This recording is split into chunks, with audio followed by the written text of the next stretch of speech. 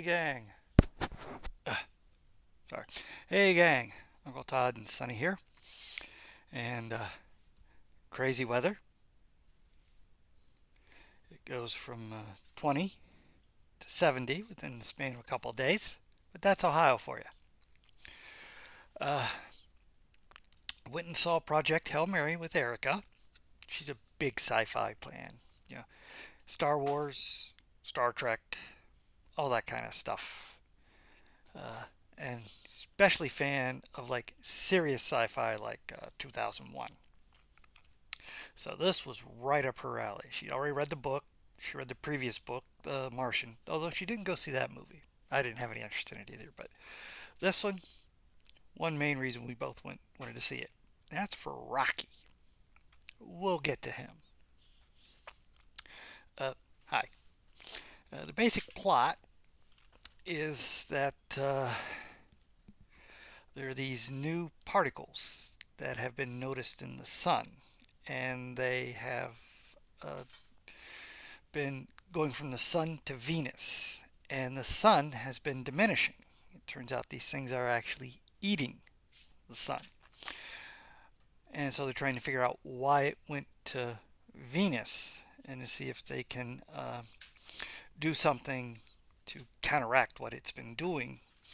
Otherwise, the way the sun's diminishing, in about 30 years, they won't be able to grow crops.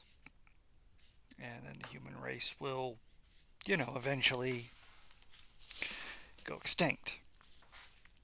So Ryan Gosling is a science teacher who was a noted professor who had a stop playing with my cords, who had a theory that life does not need water to evolve. It does here because that's what the planet is. And so he's brought in and he figures out some things, and they have Uh, basically, the main thing he figures out is how to use these particles in the sun to actually fuel a rocket for an extremely long trip that normal fuel would not be enough for. Because our solar system isn't the only one being affected. Everything's being affected except for one planet in one solar system. That sun is not diminishing, but the particles are going to this one planet. So what's the difference? Well, they got to go find out. And so this is an 11-year one-way mission. There's no coming back. You got to get the info and send it back through basically these little ships that they can send out with messages. So Gosling is not going on the trip, and then there's an accident. And the scientific part of the trip, because you have like a pilot, engineer, scientist. Scientist dies in an accident, and they're going to lose their windows. So they look to Gosling, who does not want to go. He just doesn't think he has it in him. So they drug him and throw the ship anyways. And then he wakes up, and the other two have died somehow. So it's up to him to complete the mission. And that's when he meets Rocky, this kind of rock alien in his ship, which is in the same boat as him. All the crew's died. He's the only one left. And they came to see if they can figure out how to save their solar system and their sun and their planet. And so they first have to learn how to communicate and then work together. And that's the basic plot and the setup. Great film. It's a long film. It's over 2.5 hours. Not boring. Uh, some of the story I've given you is actually you learn as the film goes along, because it starts with him waking up, and because of the induced coma, memories are slow to return. And so throughout the film, he's getting more and more memories of what led up to this, him being there. And a lot of comedy. And Gosling's the whole show here because he is basically acting with a puppet.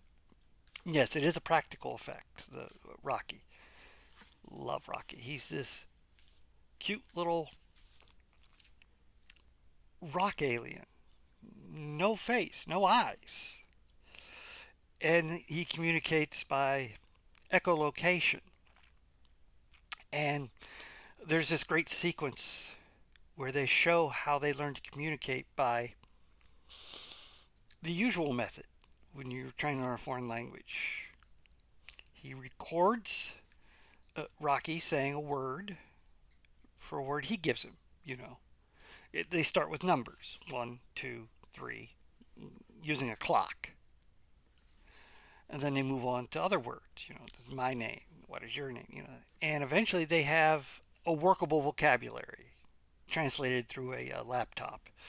But they don't know all the words for everyone because throughout the film there'll be don't understand, and they don't have to think of a word to explain what he just said that he's already used, or define it with words he's already used, and then adds it to the vocabulary.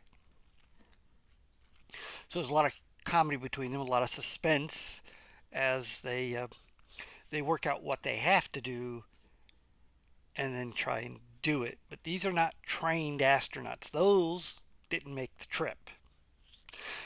Now they explain why Rocky's crew died, but they don't explain why Ryan Gosling's crew died. That's one of those unexplained things, and it's just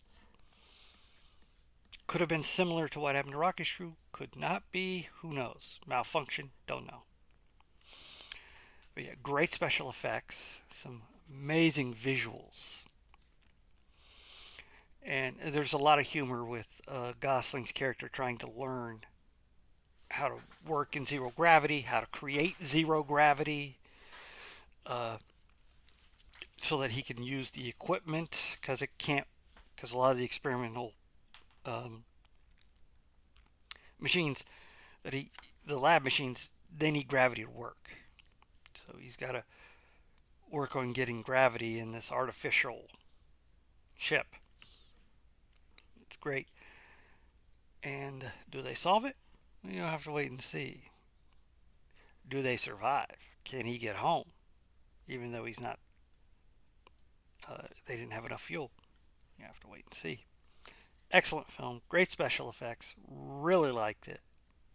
One of Gosling's best. Highly, highly recommended. It's an intelligent, entertaining film. And I'm going to make this prediction. The number one toy come Christmas is going to be Rocky. Dolls, play sets, you name it. He's going to be the big one because he is just too cute and kid friendly not to be put up there with like the Disney characters and Mario. Well, please hit like, share, and subscribe, and I'll see you next time.